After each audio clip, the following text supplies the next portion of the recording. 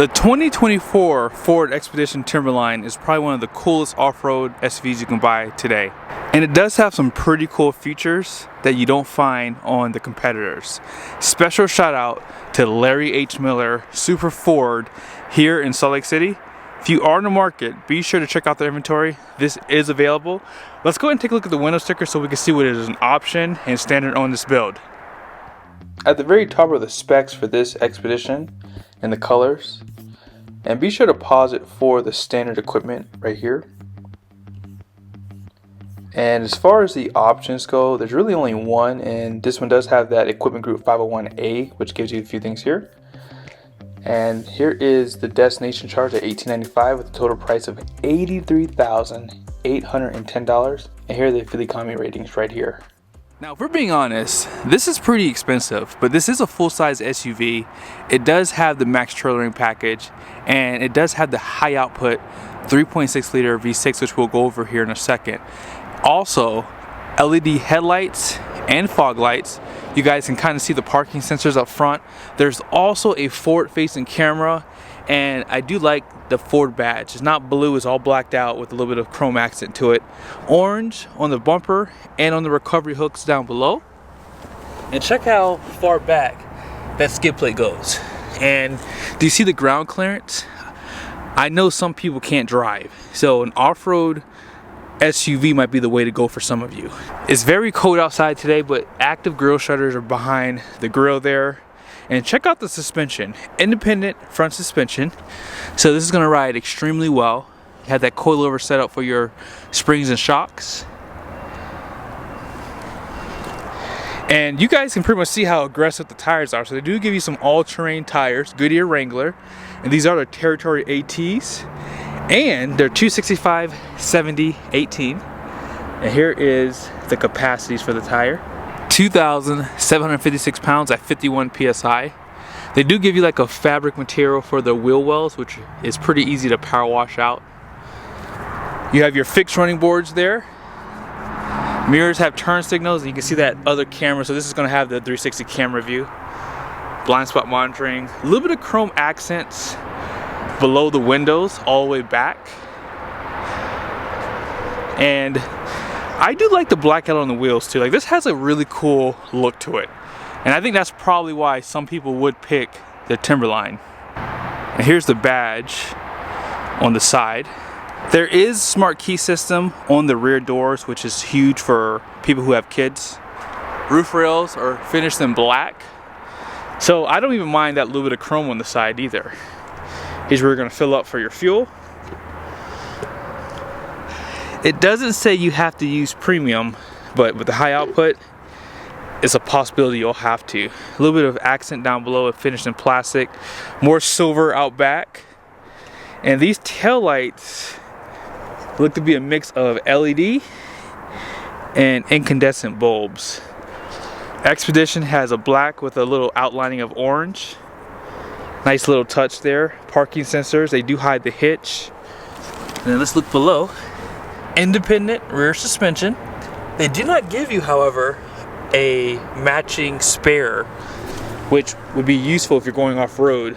Backup camera, power lift gate, and notice how the seats are folded all down, so there's a lot of space back here. And these seats are power, so you have to think about it like this. You get a lot of the nice comfort features that you would see in the higher trim level, which is the Platinum. And you get that in an off-road setup. Now this does have like a 0.8 inch height increase over the regular Expeditions. Now I would like to see a 20-inch wheel option for the Timberline because most people aren't going off-road. And I think the 20s would look a lot better for the Expedition. A little bit of storage right here. They do provide some tie downs. And it's like a hook or something like that, maybe to hold your groceries. A little bit of storage. Also, if you want to put it back down, you just push this button here. Although I have to put the stuff back in. Hold on one second. Now you probably can see that there's an arrow right next to the backup camera. There's a button down below that you can push that opens the rear glass. This is really helpful for putting things inside of here or taking things out in case the liftgate opens and it falls out. So I like that they give this to you. Most of the larger SUVs do this, and it's just a nice addition for people who has valuable things back there. But let's go ahead and pop the hood and talk about this V6 twin turbo engine. More and more people are starting to enjoy these twin turbo V6s. I've actually seen a few examples online where they're going 500,000 miles on the pickups. And the reason why people are liking these engines is because they have ridiculous power. I mean, this thing has 440 horsepower, 510 pound-feet of torque. I am going to be comparing it with this Tahoe Z71 behind me, so be sure to stay tuned for that video. And this also has a 10-speed transmission behind it. Let's go ahead and check out the interior, and I'll show you guys some of the numbers on the door after that. This interior is definitely dated, but it's still nice. You still have a lot of nice features, and they're definitely relevant in the marketplace. Soft touch up top here, nice accent piece, and even some orange stitching on the interior that matches the exterior. Door handles right there. Seat memories, you have 3 levels for that. This is going to be a 10-way seat for the driver and an 8-way for the passenger. Power steering column, you can adjust the pedals down below. Electronic parking brake, and then here are some of the lighting controls right here. You can drop down the headrest out back, which will give you better visibility if no one's sitting back there. Again, more orange accent on the seats. These headrests do not tilt, by the way. And these seats are actually kind of stiff from what I'm used to with Ford. They do provide a grab handle right there. And you can see the dash right there. More of that orange and stitching. Push button starts right there. And here's some of the buttons on the steering wheel. So you have your cruise control and adaptive cruise control. They do provide a screen for your gauge cluster, which is really helpful because it's just easy to customize this. You can see a lot more information. Things like your trip and fuel. Kind of keeps track of your time and the miles you drove and how much fuel you have until you're empty. Out back, if you go back, vehicle information is right here. So they do give you some off-road pages with this as well. Down below your driving modes. So if you come back up here, you can see if you go all the way to the left, you have tow haul. Move this out of the way for you. You also have sport mode, eco, normal, slippery, sand, and mud ruts. They also give you for auto, there's a 4 high there and a 4 low. They do give you a locker for that rear axle. And this is like your pedal 1 drive. This also has trail turn assist, things like that. So there's a lot of nice features. Like if you plan on towing a trailer, they do give you the Pro Trailer backup. Trailer brakes right there. And then check out this huge screen. This is a 15.5-inch LCD. A lot bigger than what you see in the GM products here. The home button is going to be your friend because it gives you everything you need. You can go to your media. You guys saw you were at navigation. It gives you full screen. Down below they do have all of your climate controls, so you can put on the heated or ventilated seats. Heated steering wheels right there. And if you want to turn on the fan, you can do that by pushing the button and using this dial here. You also use this for the volume too for the audio. So I like that they kind of combined everything there. That makes it a little bit easier to use. This also has a 360 camera view, as you guys saw on the outside of the cameras, and you can zoom in too on the sides here. This is always helpful for parking. Like for example, I love my wife to death, but man, I need her to get her a car with 360 camera because these are always going to be helpful for parking in tight spots, especially if you go into a garage. This just gives you a better line of sight. And if you're hooking up to a trailer, they have a camera view for that above, and then you can go back to that 360 by pushing this button here. Something I do like about the Expedition is the covers that they give you.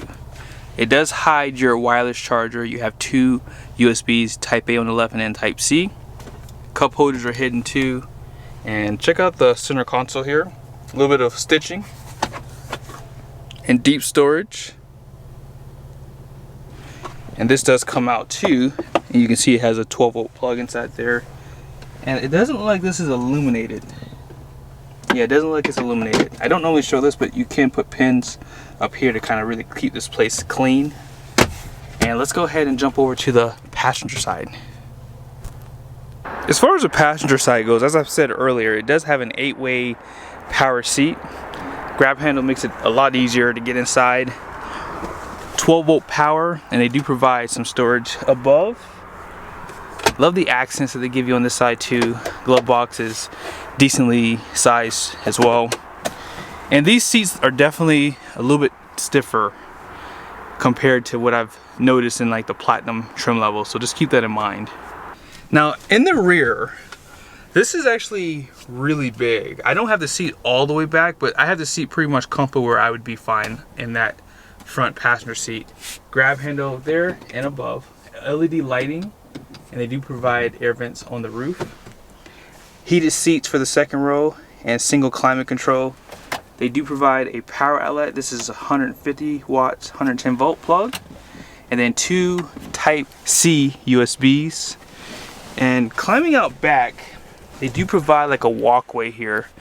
And I'm 6'1", and this is pretty easy.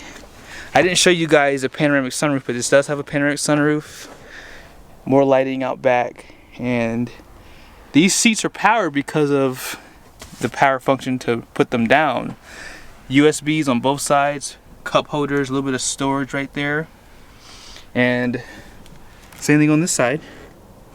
Got those 2 cup holders there. Speakers out back, and then there's a place to hang some things too. More air vents, and if I were to sit on this side behind this seat, it's definitely tight, but I could sit back here for a couple hours easily. And these seats do recline a little bit, or maybe they don't. It might have to be on. Hold on one second. That is correct. You do have to have a little bit of power. And so yes, there's a little bit of a recline out back. Not much, but it's enough to allow you to go to sleep. So here are the numbers on the door. You guys can see the front gross axle ratings at 3,550. The rear is 4,420 pounds. Gross fuel weight rating is going to be 7,450 pounds. Wheels are 18 by 8.5 by the way too. And then here's the payload, 1,405 pounds. Thank you guys for watching the video. I hope it was helpful. I do plan on comparing this with the Chevy Tahoe Z71, so be on the lookout for that video. See you guys soon.